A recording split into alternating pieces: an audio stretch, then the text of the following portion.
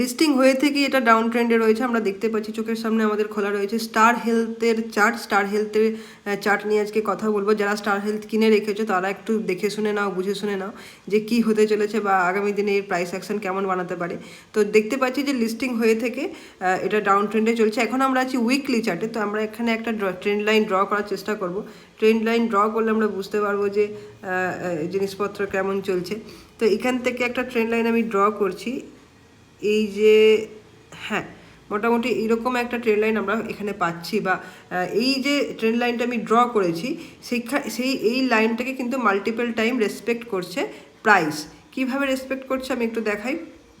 দেখো, এই জায়গা টাচ করলো, এখানে আরেকবার টাচ করলো, এখানে আরেকবার টাচ করলো, এবং এবং এই যে লাইনটা টানা হয়েছে ওপর থেকে সেটাকে কিন্তু ব্রেক করে ওপরের দিকে ওঠেনি, বা প্রাইসের মধ্যে সেই স্ট্রেংথটা নাই যেটাকে এই লাইনটাকে ব্রেক করে ওপরে উঠে সাস্টেন করছে। এবং যতক্ষণ পর্যন্ত না এই লাইনটাকে ব্রেক করে ওপরে উঠে সাস্টেন করবে প্রাইস অ্যাকশন এইভাবে বানাবে, মানে এই যে লাইনটা এখানে আছে এইভাবে এরকমভাবে ব্রেক করলো, ব্রেক করে নিয়ে এইভাবে প্রাইস অ্যাকশন বানিয়ে পর আবার ওঠার পসিবিলিটি তখন থাকবে। যতক্ষণ পর্যন্ত এই লাইনকে ব্রেক করছে না ততক্ষণ কিন্তু এই মানে যে প্রাইস অ্যাকশন চলছে বা এখান থেকে একটা বিশাল বড় মুভ আসবে সেটা কিন্তু আমরা একদমই এক্সপেক্ট করব না, বা সেটা এক্সপেক্ট করা ঠিক হবে না। কারণ প্রাইস সবসময় ট্রেন্ডে চলে। এখন ডাউন ট্রেন্ড চলছে, মানে ডাউন ট্রেন্ড চলবে যতক্ষণ না পর্যন্ত এটাতে রিভার্স আসবে। তো রিভার্স আসবে কখন? যখন ওই ট্রেন্ড লাইনকে ব্রেক করবে। ট্রেন্ড লাইনটা আমি এখন উড়িয়ে দিলাম। এবার আমি ডেলি চার্টে ঢুকছি। ডেলি চার্টে একবার দেখে নিই যে সিনারিও কী রকম তৈরি হচ্ছে। ডেলি চার্টে গেলে আমরা উইকলি চার্টে দেখলাম প্রপার ডাউন ট্রেন্ডে রয়েছে। এখন আমরা ডেলি চার্টে এলাম। ডেলি চার্টেও কিন্তু সেই সিনারিও দেখতে পাচ্ছি। তো এখন প্রাইস কি হয়, প্রাইস কিভাবে অ্যাক্ট করে, নিচের দিকে নামলো, কিছুটা ডাউন, কিছুটা সাইডওয়েজ গেল, মানে এইভাবে হয়। আমি একটু এঁকে দেখাই। দেখো, এখানে নামলো, হ্যাঁ, নেমে নিয়ে এখানে কিছুদিন সময় কাটালো, তারপরে আবার নামলো, আবার এখানে কিছুদিন সময় নিয়ে একটা পুল ব্যাক দিল, মানে ওপর দিকে ওঠার চেষ্টা করলো, কিন্তু এখানে স্ট্রেংথ পেল না। তারপরে আবার নেমে গিয়ে এখানে সাইডওয়েজ গেল, আবার একবার ওঠার চেষ্টা করলো, হ্যাঁ, কিন্তু এখানেও স্ট্রেংথ পেল না। সেই ক্ষেত্রে এখানে আবার একটা বড় ফল এলো, আবার একটা পুল ব্যাক দিল, পুল ব্যাক দিয়ে নিয়ে আবার এখানে একটা সাইডওয়েজ, বা এখন বলতে গেলে কনসলিডেশন জোনে রয়েছে। এখান থেকে কিন্তু প্রাইস অ্যাকশন এখনও পর্যন্ত আমরা যেভাবে দেখছি এখান থেকে নিচের দিকে নামার সম্ভাবনা অনেকটা বেশি। আমি এগুলো একটু উড়িয়ে দিই, আর একটু এটাকে জুম ইন করে দেখতে হবে যে প্রাইস অ্যাকশন সত্যি কেমনভাবে বানাচ্ছে, বা কনসলিডেশনের যে জায়গাটা রয়েছে সেটা কত দিন চলতে পারে, বা এখান থেকে এর নেক্সট লেভেলগুলো কী হতে পারে।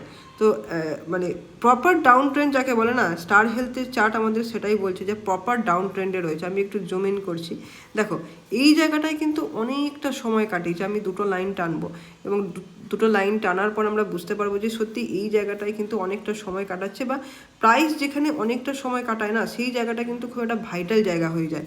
মানে এই যে লেভেলটা রয়েছে, ভালো করে দেখো, এই যে লেভেলটা রয়েছে না, আমি যে লাইনটা টানলাম, মোটামুটি মে মাস 2025-এর মে মাস থেকে এই জোনটাতে ঢুকেছে। ওপর দিকে আরেকটা লাইন আমি টানবো, ওপরের দিকে আরেকটা লাইন টানলাম, এই যে জোনটা রয়েছে মোটামুটি এই লেভেলটাকেই বলা যাবে, হ্যাঁ। তো এই যে জোনটা রয়েছে, ভালো করে পরিষ্কার করে দেখো যে এই জোনটাতে কিন্তু অনেকটা সময় কাটিয়েছে। এখানে একবার চেষ্টা করেছিল ওপরের দিকে ওঠার, এই যে জায়গাটা দেখাচ্ছি, এইখানটা একবার চেষ্টা করেছিল ওপরের দিকে ওঠার, কিন্তু পারেনি, সেখানে সাস্টেন করতে পারেনি, তারপর আবার নিচে নেমেছে। এবার আগামী দিনে প্রাইস অ্যাকশন কেমন হতে পারে? আগামী দিনে প্রাইস অ্যাকশন এইভাবে যেতে পারে, যেভাবে আমি বলছি যে এই যে লাইনটা আছে না ওপর দিকে, লাইনটা আমাকে আরেকবার ড্র করতে লাগবে, হ্যাঁ, একবার ড্র করে নিই তাহলে বলতে সুবিধা হবে।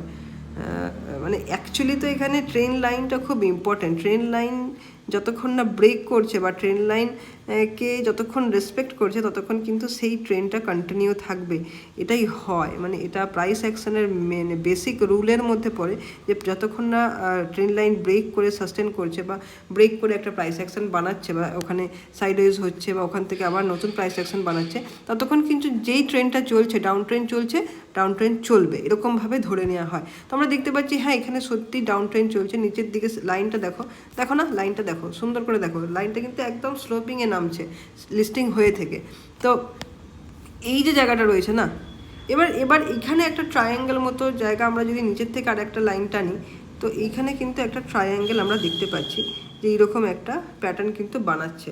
এবার কি হতে পারে সিনারিও, এই ট্রায়াঙ্গেলকে আমি এই ওপর লাইনগুলো একটু সরিয়ে দিচ্ছি, এই যে ট্রায়াঙ্গেলটা বানিয়েছে না, প্রাইস অ্যাকশন দুরকমভাবে এখানে রিয়াক্ট করতে পারে। কি কি? এক হচ্ছে এই জায়গাটা বলছি, এই জায়গাটা এখন একদম সাপোর্ট যে লাইনটা আমরা নিচের থেকে, মানে এটাকে বলা হচ্ছে মাইনর ট্রেন্ড, যেটা আমি নিচের দিকে লাইনটা টেনেছি সেটা হচ্ছে মাইনর ট্রেন্ড। আর মেজর ট্রেন্ড কি আছে? মেজর ট্রেন্ড কিন্তু ডাউন ট্রেন্ড আছে। মাইনর ট্রেন্ডে আমরা একটা আপ মুভ বা সাইডওয়েজ দেখতে পাচ্ছি। দুরকম ডাউ থিওরি অনুযায়ী তিন রকম যে ট্রেন্ড হয়, তার মধ্যে প্রাইমারি ট্রেন্ড হচ্ছে ডাউন ট্রেন্ড, আমরা দেখতে পাচ্ছি উইকলি চার্টে বা ডেলি চার্টে। একটা লং টার্মের যে মেইন ট্রেন্ড সেটা হচ্ছে ডাউন ট্রেন্ড, এবং নিচের থেকে একটা বেস লাইন বা একটা সাপোর্ট লাইন বানানোর চেষ্টা করছে, যেটাকে মাইনর ট্রেন্ড বলা হচ্ছে। তো মাইনর ট্রেন্ডে আমরা দেখতে পাচ্ছি যে একটা কিন্তু সাপোর্ট লাইন বানানোর চেষ্টা করছে। এই যে লাইনটা আমি ড্র করেছি দেখো, এই জায়গাটায় এই সাপোর্ট লাইনটাকে বারবার কিন্তু টাচ করে একটা রেসপেক্ট দেওয়ার চেষ্টা করছে। এখানে একবার টাচ করলো, হ্যাঁ, তারপরে এখানে একবার টাচ করেছে, এখানে একবার ছোঁয়ার চেষ্টা করেছিল, পারে নাই। তো নিচের দিকে কিন্তু এই জায়গাটা থেকে বা এই লেভেলটা থেকে একটা বাইং আসছে, কিন্তু ততটা স্ট্রং নয়, খুব হালকা মাইল্ড মানে বাইং আসছে। তো এখান থেকে সিনারিও কি হতে পারে? এখান থেকে সিনারিও এই হতে পারে যে নিচে যে এই যে 453 যে জোনটা রয়েছে, সেখানেই কিন্তু আমাদের লাইনটাও রয়েছে, সেখান থেকে ব্রেক করে নিচের দিকে নামতে পারে সিনারিও নাম্বার 1। এইখানে প্রাইস অ্যাকশন এখানটা এই যে লাইনটাকে এটাকে ব্রেক করলো, ব্রেক করে নিচের দিকে নামিয়ে আবার এইভাবে প্রাইস অ্যাকশন গিয়ে এইভাবে নামতে লাগলো। এটা হচ্ছে সিনারিও নাম্বার 1। 2 নম্বর সিনারিও কি হতে পারে? 2 নম্বর সিনারিও হচ্ছে এখন যেখানে রয়েছে প্রাইস 453 যেই জোনটা, সেখানে সাইডওয়েজ রইলো, মানে এইভাবে এই নিচের লাইনটাকে ব্রেক করলো না, এখানে সাইডওয়েজ রইলো, এই জায়গাটা সাইডওয়েজ রয়ে ওপরের লাইনটাকে ব্রেক করলো, মানে ওপরের যে রেজিস্ট্যান্স লাইনটা রয়েছে সেটাকে ব্রেক করে সাস্টেন করে ওপর দিকে গেল প্রাইস। এটা হচ্ছে সিনারিও নাম্বার 2। হ্যাঁ, আর একটা কী হতে পারে যে এই যে জোনটা রয়েছে, যেই ট্রায়াঙ্গেলটা আমি মানে বানিয়েছি, সেই জোনটাতেই মানে যেই জোনটাতে এতদিন ধরে ট্রেড করেছে, একটা ন্যারো জোনে ট্রেড করেছে ওপরের দিকে এবং নিচের দিকে ন্যারো জোনটা আমি দেখালাম একটু আগে লাইন টেনে। তো এই জায়গাটাতে কিন্তু মানে প্রাইস এই জায়গাটাতেই ঘোরাফেরা করতে লাগে, যখন স্ট্রেংথ থাকে না বা নিচের দিকে যাওয়ারও খুব একটা ইন্টারেস্ট নেই এবং ওপরের দিকে যাওয়ার স্ট্রেংথ পাচ্ছে না, সেই ক্ষেত্রে কি হয়, প্রাইস এই লেভেলটাতে ঘোরাফেরা করে। তো এই তিনটে সিনারিও স্টার হেলথের ক্ষেত্রে আমরা এখন আপাতত দেখতে পাচ্ছি, যেখানে major trend, down trend, minor trend, মানে হালকা মানে স্লাইড বুলিশ একটা ট্রেন্ড আমরা দেখতে পাচ্ছি, যেখানে স্ট্রেংথ খুবই কম। কারণ দেখতে পাচ্ছ যে হাই ভলিউম এখানে একদম দেখা যাচ্ছে না। ভলিউমটা দেখো না, ভলিউম লাগানো আছে, ভলিউম কিন্তু যে নিচের দিকে যে সাপোর্ট লাইনটা বানাচ্ছে সেখানে কিন্তু হাই ভলিউম দেখা যাচ্ছে না, যেটা ইন্ডিকেট করে যে নিচের দিকের যে স্ট্রেংথ মানে সাপোর্টের যে স্ট্রেংথ সেটা কিন্তু খুবই উইক। তার মানে এর নিচের দিকে যাওয়ার সম্ভাবনাটা অনেকটা বেশি। যদি নিচের দিকে যায়, কোথায় দাঁড়াতে পারে? যেই সিনারিও নাম্বার 1টা বললাম যে নিচের দিকে যাবে, সেক্ষেত্রে দাঁড়ানোর চান্স হচ্ছে নেক্সট সাপোর্ট লাইন, যেটা হচ্ছে এই জোনটা 348-এর জোনটা।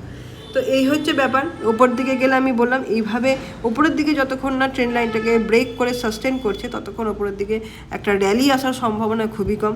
আচ্ছা, তিন নম্বর সিনারিও কি, যেখানে প্রাইস রয়েছে 453 জোনটা, 453 থেকে এদিকে 440-40-এর জোনটাতে ঘোরাফেরা করতে পারে। তো এই তিনটে সিনারিও স্টার হেলথের ক্ষেত্রে দেখা যাচ্ছে আপাতত। তো এরপরের দিন আমরা অন্য স্টক নিয়ে কথা বলবো। নিফটি স্মল ক্যাপের 100টা স্টক নিয়ে কথা বলার প্রমিস করেছিলাম, বা সেই প্রোগ্রামই চলছে। তো আজকে পর আবার অন্য স্টক নিয়ে কথা বলবো, আজকে এখানে শেষ করছি।